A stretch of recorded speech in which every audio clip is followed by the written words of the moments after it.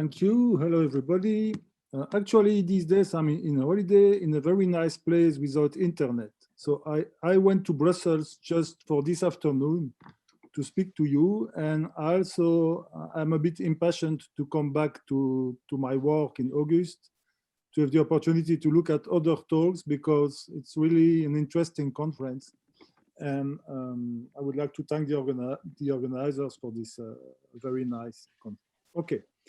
So I will talk about De Broglie and give a kind of survey connecting original ideas of De Broglie in the 20s and in the 50s with what happened after that in the 80s and more recently with the working droplets.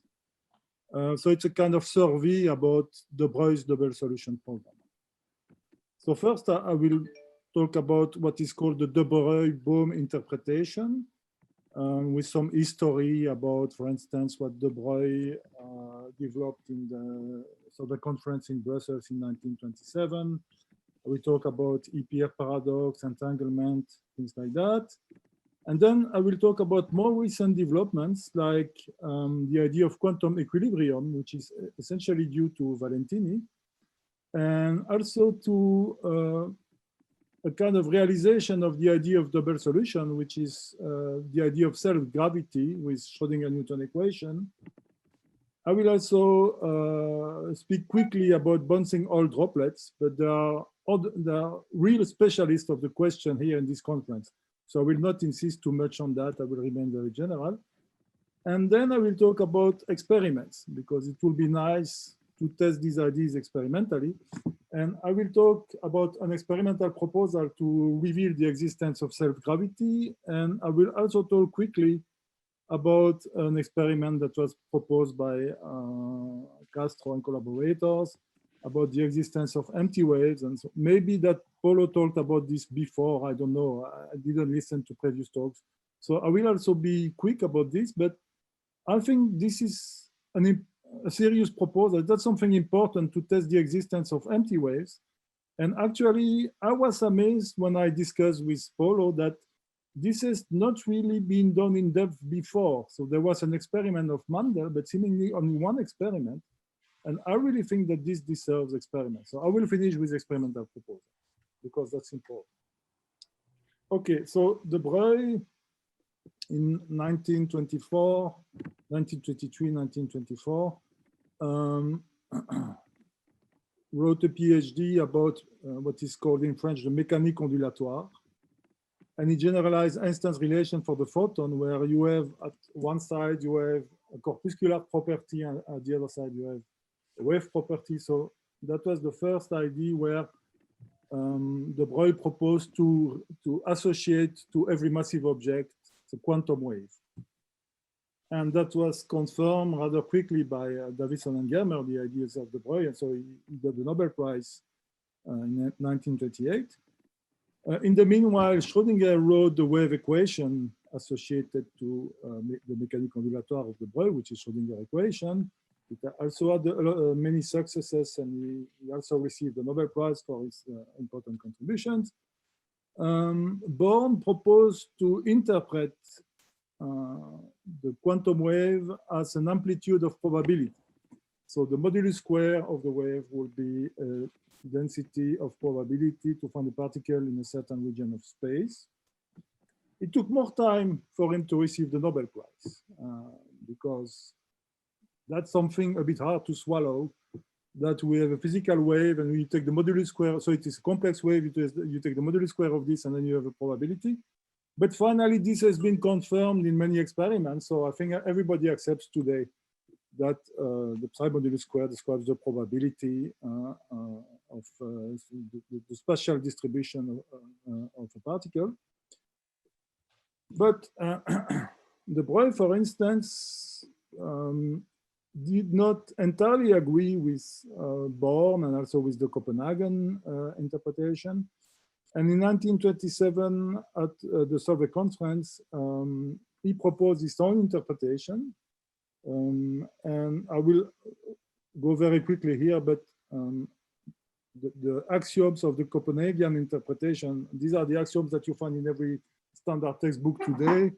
are listed here. And so, for instance, there is the idea that when you make a measurement, you collapse the wave function of the system, and the probability to observe this or that outcome is related to the properties of self-adjoint operators and blah, blah, blah. So this is very well known. And De Broglie had other ideas. He believed first that quantum systems are localized at any time. So they have well-defined trajectories. So that's an important difference with the Copenhagen interpretation. A measurement process is ultimately equivalent to a measure of position. So position is a preferred variable in the system. Schrodinger equation is satisfied at all times. There is no such a thing as a collapse in the De Broglie interpretation. And De Broglie also assumed that the trajectories obey the guidance equation, which is here. So the velocity of the particles depends on essentially the gradient of the phase of the Schrodinger wave. And to be consistent, it is also necessary to assume that at a certain initial time, the distribution of positions fits the Born rule. So it is in agreement with this distribution in time square. And then there is a theorem which is very easy to show, which is the equivariance theorem, that tells you that because there is a conservation equation related to the Schrodinger equation, if you have agreement with the Born rule at time t0, you will have agreement with Born rule at any time.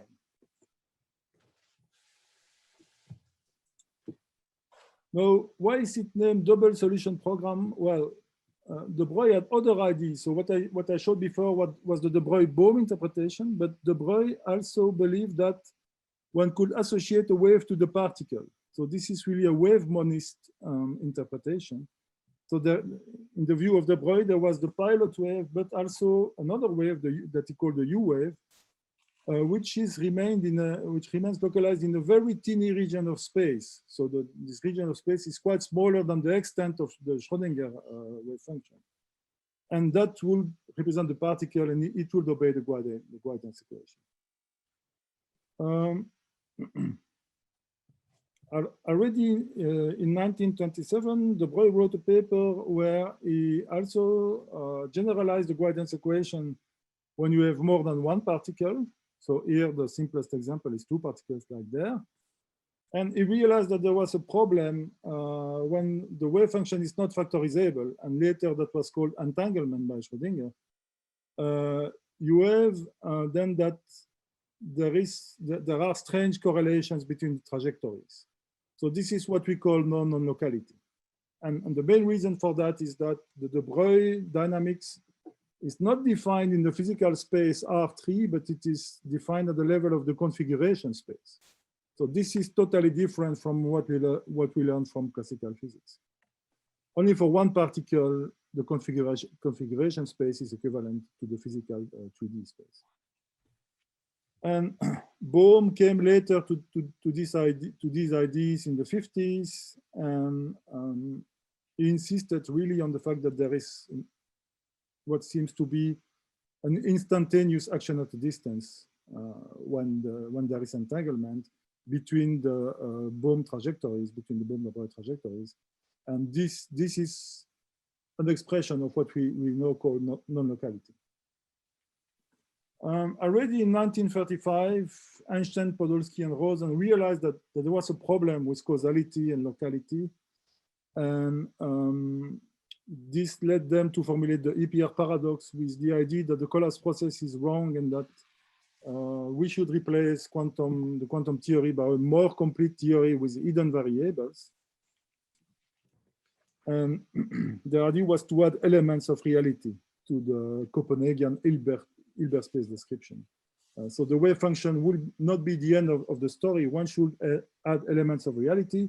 And for instance, the De Broglie-Bohm theory is a good example of a hidden variable theory because there the positions are the hidden variables. These are the elements of reality in the Broglie-Bohm interpretation. And so I already mentioned Bohm that again played with these ideas, that he considered the EPR paradox for two entangled spin 1/2 particles. And that he insisted on this intrinsic non-locality in the de Broglie dynamics. And this interested John Bell a lot, who developed these ideas and showed that one could even go beyond the EPR paradox, and that it was possible to check who was right or wrong between EPR and the standard formulation of quantum physics. And this is related to the famous Bell inequalities that were ultimately violated experimentally by Alain Aspect in 1991. And for instance, in Geneva in 2000, Nicolas Gisin violated again Bell inequalities with two measurement apparatus, two measurement setups that were separated by a distance of 10 kilometers. And the extent of the photons, the entangled photons that he used to violate the inequality, plus the time of the electronics of the measurement apparatus and so on, was the total extent in time was 50 picoseconds, which leads to the prediction that the speed of the quantum correlation in that case had to be equal to at least 700,000 times the speed of light. So that's really what we learned from experimentalists. This is of course not instantaneous action at a distance, but this is quite faster than the speed of light. And so there is a problem with this non-locality. Just one remark, that's not the end of the story. And this is a warning that I always give to my students, because I don't want them to make mistakes and to make nightmares and to believe that all what they were told about relativity is wrong. Actually, there is a kind of peaceful coexistence between special relativity and quantum physics, is that these correlations that propagate faster than light, this is just about individual events. If we look at average values, there is no non-local influence. So this is called the no signaling theorem. So because of that, it is impossible, for instance, to make use of quantum correlations between entangled systems to send information faster than light. So relativity, the theory of special relativity is still true. It is impossible to send classical information faster than light, even with this quantum correlation. Okay. Another interesting aspect of the de Broglie-Bohm interpretation is that it is a contextual hidden variable theory, in the sense that the result of a measurement is very sensitive to the way that you perform the experiment. Now, I will go very quickly about this. I could give only a full seminar just about contextuality. That's an interesting question, but I will fly over this part. So it can be shown that non-contextual hidden variable theory only works when the dimension of the Hilbert space is 2. So for quantum bits, it is possible to formulate a non-contextual hidden variable theory, and among others, John Bell is working on this problem. But for higher dimension, for when the dimension of the Hilbert space is larger than or equal to 3, we have problems. It is impossible to mimic the quantum predictions with a non-contextual hidden variable theory. And there is a famous example of this. We can arrive to kind of logical contradictions. And this comes from the GHG theorem, Greenberger, Zeilinger, who showed that when you have 3 entangled spins which are prepared in the state which is written here, and that you assign a predetermined value to the spin, you will arrive to a contradiction of the type +1 is equal to -1. And actually, you can arrive to the same prediction with the de Broglie-Bohm dynamics. For instance, well, this is a bit small, you cannot read it, but I wrote a paper many years ago with Yves Pierceau, a colleague, in Physical Review A, where we computed the dynamics of the particles for these entangled spin systems in the GHG case. And it's a bit like in the example that we have seen previously. We have separatrices, we have valleys and so on, attractors in the dynamics. there is a kind of butterfly effect for the initial conditions. There is very high sensitivity to the initial conditions. And at the end, what we find is that the de Broglie dynamics is contextual. And so the de Broglie dynamics shares all the properties. So it can explain all what is predicted with the quantum theory. It explains non-locality, it explains contextuality. It does not require to introduce the collapse postulate. So it really offers an interesting alternative interpretation of the quantum theory. Now, the price to pay is that there are empty waves, and maybe it's a nice price. If these existed, that could be very nice. But okay, that's a prediction that makes a difference with the Copenhagen interpretation, for instance.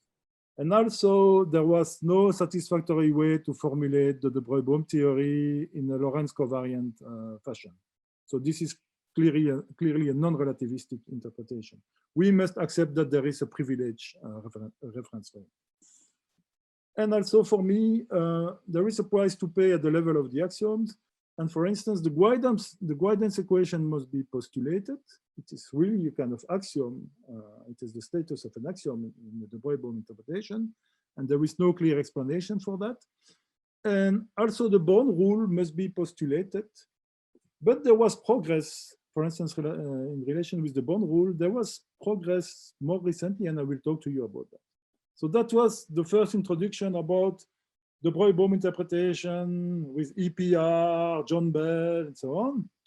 And now I will pass to the second part where I will talk about more recent developments. And for instance, there is an H theorem that has been derived for the quantum probability essentially by Valentini and co-workers.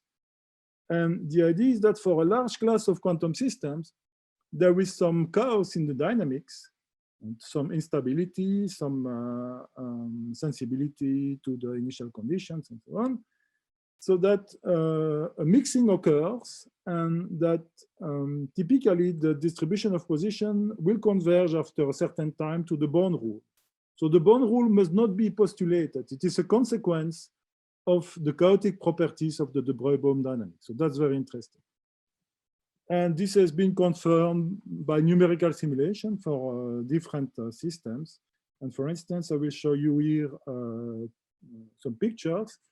I consider, so I didn't do that alone. That was the work of a PhD student, Mohamed Atifi. And we used the codes of another PhD student, Samuel Collin, who did his PhD with me in 2005 about the de Broglie interpretation in quantum field theory. And he also worked on this problem of quantum equilibrium. So we use those codes to see what happens. Here I have a 2D harmonic oscillator. And here, this is the distribution of the positions. You have two pictures after a certain time. And the second plot at the right corresponds to the probability psi modulus square. So this is the Born rule. But the plot at the left corresponds to what is obtained after a certain rescale time equal to 100, when we left with a flat distribution. So we had not at time t0, we had not a distribution that was psi square. So it violated the Born rule. It was homogeneously distributed in the square. But after some time, you see that you cannot distinguish the two distributions. So this is really the mark of a H theorem of the convergence of the probability distribution to the quantum probability distribution to the Born rule. So the Born rule appears after some time due to the chaos. So that's something very interesting. And you can see the third plot, which is a measure introduced by Valentini, a kind of entropy that measures the departure from between the position distribution and the Born rule. And you can see the convergence that corresponds here. We have the convergence time of the order of 30 or something like that. So this can be established for sufficiently complicated systems. For instance, in this case, if we have only one or two modes, it will not work because there is too much coherence in the system. But if you take 16 modes, a superposition of 16 modes, you will see this typical behavior that the distribution will converge to the Born rule. So that's an advantage because economize one axiom in the approach of de Broglie. We must not postulate that the bond rule is satisfied at a certain time t0, but that's just a consequence of the dynamics. Now, the shortcomings is that it does not always work. For instance, if you take a coherent state of an harmonic oscillator, and that you take a distribution which does not obey the bond rule at a certain time, it will never obey the bond rule. So it does not always work. And also, if you take an eigenstate of hydrogen atom, for instance, the electron will not move. So it will never, fill space in accordance with the Born prediction. So it does not always work, but for sufficiently complex systems it works. And so we can expect that since the time of the Big Bang, quantum equilibrium has been reached. So that's the idea. So this is something interesting because this goes beyond the ideas of de Broglie. And this gives, for me as a theoretician, gives more weight to the intuition of de Broglie. Another recent development that goes in the sense of the double solution program of de Broglie is what is called the self-gravity program. And an example of this program is the Schrodinger-Newton equation. And you can relate this to other models that appeared in the past. For instance, Einstein, when he was working on the photon in 1909, he had the same problem, that Maxwell equation was linear, and he could not explain why the photon behaved as a particle, because any wave solution of Maxwell equation should spread after some time, and so the photon will become delocalized. And so it's very difficult to explain the quantization of the energy of the photon, that we detect the photon one by one. And he wrote a letter to Lorentz where he said that maybe one should be forced to introduce nonlinearity at the level of Maxwell equation. So that's the first example of an idea going in this sense. And essentially the problem was the same as the problem of de Broglie. How can we conciliate wave behavior and particle behavior? De Broglie, so as I said before, he assumed that the particle was described by a U wave, but then how can you ascribe that the U wave will not spread? And there are different ideas in the life of de Broglie. First, he believed that the U wave will be a kind of singularity. And then later in the 50s, he worked on the idea that it will be a hump, a kind of soliton, that the dispersion of the U wave will get compensated by nonlinearity. So that's the idea of a soliton. Okay, excuse me, there is a phone call. I will just turn it off because, okay, I will turn it off.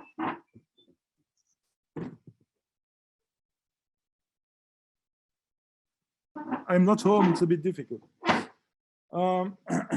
So related to the Schrodinger-Newton equation, for instance, Poincaré developed a model in 1906 already, where the electron will be a density of negative charge.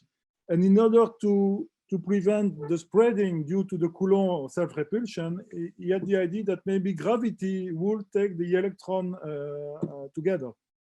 And that was developed later by other people, like there is an interesting model of Visser about this kind of idea for the electron.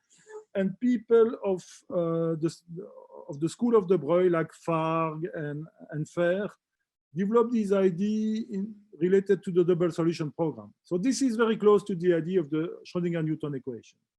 And so the Schrodinger-Newton equation was developed in parallel and more or less independently from the ideas of the de Broglie school. And you can find the first trace of it in the 60s when Möller and Rosenfeld proposed that one should write the Einstein equation with the source term at the right. That will be the quantum average of the energy, of the stress energy tensor. And so this implies that there will be an intrinsic nonlinearity at this level, because here you see something that depends on the modulus square of the wave function. And this breaks the linearity of the Schrodinger equation. And in the non-relativistic limit, one can show that this leads to the Poisson equation with as a source term density, which is related to the Born distribution. And then even for an isolated particle, only one particle, it will interact with itself through this self-interaction. So the particle will be gravitationally attracted by itself, and the source term will be related to the psi modulus square. So in the Lagrangian, you would have this kind of quartic contribution. And this has been studied since the 70s. Actually, this equation is an analog in astronomy. I think these are neutron stars or something like that, that you can also describe with this kind of equation. So it is called the Shokar equation, coming from this context of astronomy, but it has also been studied in relation with the foundations of the quantum theory. And what can be shown, for instance, is that there is a ground state of which the size is of the order of h bar squared divided by jm to the power 3. So j is the Newton constant, h bar is Planck constant divided by 2 pi, and m is the mass of the object. And so this leads to the prediction that there is a self-collapse ground state, spontaneously localized, and this could play the role of the particle of the U wave of the Broglie. So that's the idea that is interesting in this Schrodinger-Newton program. And what you can see quickly also is that it gives you an idea about where the quantum to classical transition will occur, because you find that if you equate the radius of a sphere with normal density with this radius of the self-localized state, you find that the classical transition will occur at a distance which is of the order of 100 nanometer. And for more massive objects, the size of the self-collapse object will go to 0. So this gives the idea that maybe objects will behave as localized particles when their mass is high enough. By the way, I'm not sure about the time. How much time is there left? We began at 35, so that's okay. I think I still have 20 minutes, correct? Yeah. Okay. And so there are interesting ideas coming from this Schrodinger-Newton equation. And an idea where I was very interested in, and that was the idea that it could maybe possible also to derive the guidance equation from the Schrodinger-Newton equation. But unfortunately, the answer is no. And that's related to the fact that we can write a generalized Ehrenfest theorem for these dynamics. And from this one can infer that the trajectories are classical. And the idea is that, actually that's very general. This is true for if you put here in this kernel for the J function, you can put the Newton self-interaction. But even for other self-interaction, you can put a Dirac delta function. In that case, you get the nonlinear Schrodinger equation. You can put an harmonic oscillator potential and things like that. So for a very general class of self-focusing potentials, actually, you will get classical trajectories. And the deep reason for this is that this kind of potential respect Galilean invariance. And so there is no self-acceleration. And you can show that, and that's very general, not very difficult to show. But so this approach is not really satisfying if we think about the Broglie program, but nevertheless, it gives maybe an explanation of why classical massive objects are localized. And so it's an interesting theory. Okay. So it could help to understand the quantum to classical transition. But one cannot derive the guidance equation, so it's not a good candidate for the Broglie double solution program. There are other problems. It is a deterministic equation, so it is difficult to explain quantum stochasticity. But as I said before, even with the deterministic de Broglie trajectories, you can explain quantum stochasticity because of this H theorem of Valentini. So that's not such a deep problem. So for this, we could use H theorem of Valentini, but then we need the guidance equation, and we cannot derive it from the Schrodinger-Newton potential. No, it could be that something like Zitterbewegung could explain what happens, or there are other candidates for this stochasticity, like the 0-point field fluctuation and so on, but that's another story. There is maybe a way to solve the problem, but a priori, it is not fully satisfactory if we want to reach the objectives of de Broglie, we have some problem with the de Broglie double solution. Okay. I will now pass to the droplets, which is another recent development related to de Broglie's program, and this attracted, as you can see in this conference, this attracted the attention of many physicists on de Broglie's idea. So I think that's something very good with these droplets. It's that it makes it easy to accept the ideas of de Broglie and maybe to look for alternative interpretation of the quantum theory. So it's for me, that's really the advantage of this all this bouncing droplet stuff. Also, there is an interesting paper of Christian Borghesi, who wrote a model for bouncing droplets. You can find a reference in 2017, and he showed that there is a certain regime where the guidance equation can be derived in the non-relativistic limit. So I think that's something interesting because I've been looking after explanation of the guidance equation during maybe 30 years. I remember that I was in contact with people of the Fondation de Broglie already in the 90s, and I always asked the question to them, so to the survivors of the Broglie school, like Lochak and Farg and so on, and they never gave me a satisfying explanation for this guidance equation. And so I think it's very interesting to look at these models. And I think, John, that you did in 2020 a model of that kind too, where you can derive the guidance equation. So I think that's really interesting. Even if we don't believe in droplets and that we are pure quantum theoreticians, I think this is really a source of inspiration, and that's interesting. Okay. So conclusion, well, there is still some work to do. I think something interesting will be to develop these ideas of Borghesi and to do that in a wave monistic approach, which is not the case, because in the model of Borghesi, there is a particle and there is a wave. Also, in the droplet models, there is the particle, there is a wave, they are separated. And so there is still one mystery for me.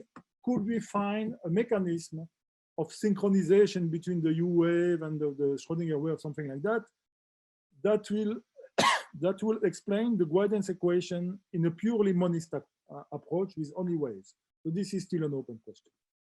And now I come to the next section, which is bouncing all droplets, and I will go very quick. As I said before, there are better specialists than me of all these questions. I was very interested by this idea that you have here a droplet in a coral, and at first sight, the trajectory is totally chaotic. But if you look at average position, after a time, you see something that looks like the Bessel function, which is the fundamental mode of this coral. And so that's very close to the Broglie idea that there will be a well-defined position at each time, but there will be some ergodicity, and after some time, we will find this equilibrium distribution. So this is very close to quantum physics, and that's very inspiring. That's an example of some simulation that I did with my PhD student. At the left, we have a plot of the Bessel function, and at the right, we obtain that by using the Broglie equation plus Brownian motion a la Nelson. And you see that we really get something that's very close. But of course, that's a model that was done to simulate this kind of behavior. But so this idea of ergodicity, Brownian motion, and so on, and that's something we found at the same time in stochastic quantum dynamics. And at the same time, we have that with droplets. So there are deep analogies between the two. And in a sense, bouncing all droplets constitute a macroscopic realization of de Broglie's double solution program.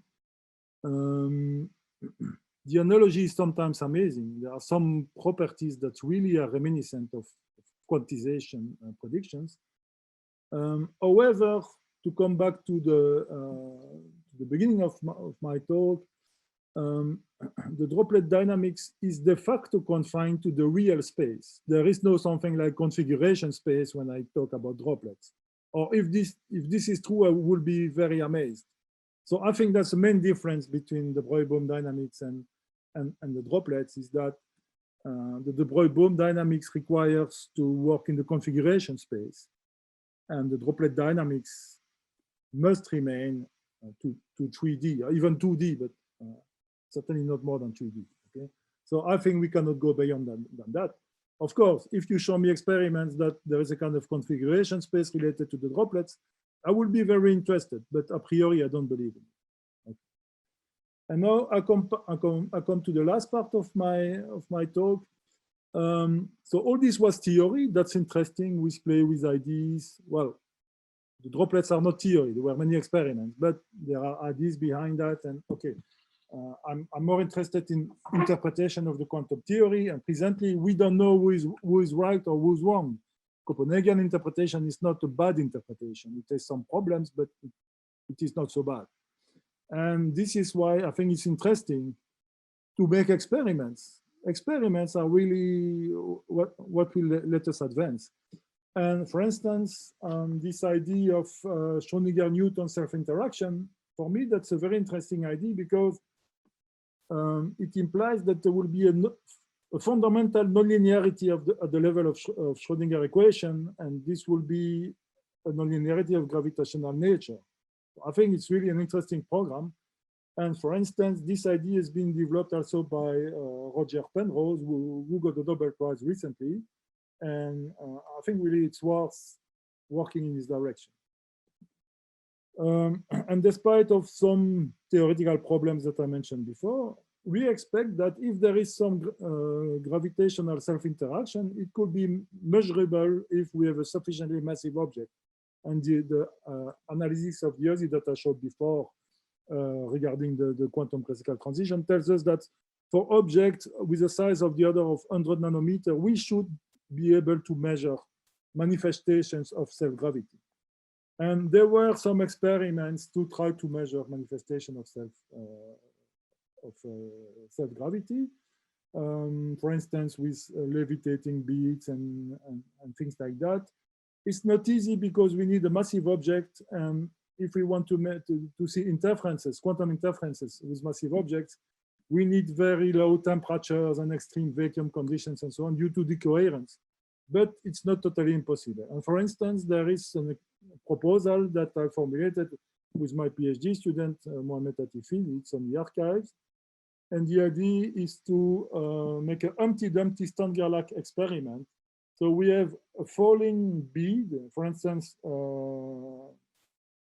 a diamond sphere with an NV center in the middle. So it is a spin 1/2. And we let it fall, and then we have a Stanger-like separation along the horizontal direction. And then at the end, we recombine the two arms of the wave function. So it's essentially an interferometer. And that's what people called in the literature the Humpty Dumpty Stanger-like interferometer, because we separate the particle and then we put the two parts together at the end. It's like Humpty Dumpty that was split in two and then was drawn again at the end. And if we make computation, if there is some self-gravitation, it will induce a phase shift between the two arms. And this corresponds, in the case of a spin 1/2, this corresponds to a rotation that we can measure later. So this should be a possibility to measure self-gravity. And we see, if you do the computation, there are many contributions to the phase shift. It is a complicated problem, but one can estimate the different contributions. And the dominating contribution is related to this term, -6 divided by 5, gm square on R, beta modulus square, where beta plus minus are the amplitudes of the spin up and spin down state. So these are the weight of the two arms. And this is clearly due to gravitational self-interaction. And so the experiment is possible. And I know that there are people in Israel trying to do such things. It will maybe still take some years, but I think that's an interesting thing to do. As I said before, because decoherence increases with mass, and here we have mesoscopic masses, we must work in extreme vacuum and cryogenic conditions, and that's not easy, but it's not impossible. So that's one proposal. And then there is another proposal, and here I just repeat a proposal that was formulated by Castro and his colleagues, and that was published. Excuse me, Thomas. Yes. Just a precision. It was The idea was Professor Crocquet and Rui Moreira, although I was okay, also thank you for saying things. Thank I you. say Castro because you are there. Okay. That's something totally different, but I think it's also very important. Is it possible to measure empty waves? And here I will also go very quickly. It seems that such an experiment has been realized by Gregor Mandel, but one can criticize this experiment. There was some bias. And so there is a proposal here to repeat this experiment, but in a slightly different version. And that will make it possible to measure the existence of empty waves. And as I said at the beginning of this talk, I was very amazed when I discussed with Paulo and when I read their paper. I think the reference is something here. Well, maybe I forgot the reference, maybe oh no, it is here. So it was in this volume of the Annales de la Fondation de Broglie. Then that is now, it's available on the web. If you go to Annales de la Fondation de Broglie, you will find this. And I was amazed that there were not more experiments than that, because that's really important. And that will really be a crucial experiment regarding this, the difference of interpretation between Copenhagen and the Broglie, this existence of empty waves. And so I think that's very important to do this kind of experiment. And so that's my conclusion. Only facts will let evolve our understanding of fundamental natural laws, in particular of the quantum theory. And we should not be distracted by short-term and narrow views if we wish real progresses to occur. Okay, that's it. Thank you.